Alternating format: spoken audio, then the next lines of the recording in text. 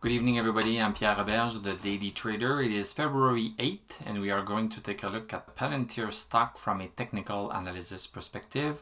My goal in doing these videos is to help you understand how you can use technical analysis to make better trading and investing decisions.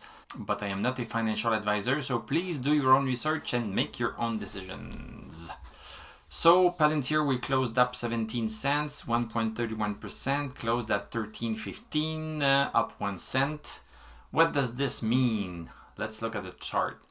We have a nice little green candle. So we are maintaining ourselves above 11.94 and we are still under this resistance right here. So right now the resistance value is at 13.48, but it's declining every day.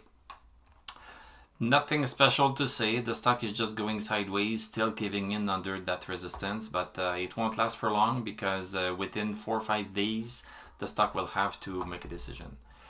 Let's look at the 1 hour chart. First candle of the day was lower than yesterday, so it did not look good during the first hour, but then second hour it picked up and then caved in a little bit and then picked up again.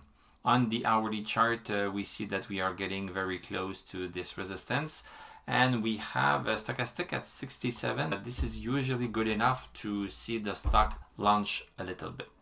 Let's go back to the daily chart. So on the indicators here, not much move. So stochastic at 24, MACD still crossed over bullish, RSI still very low at 36.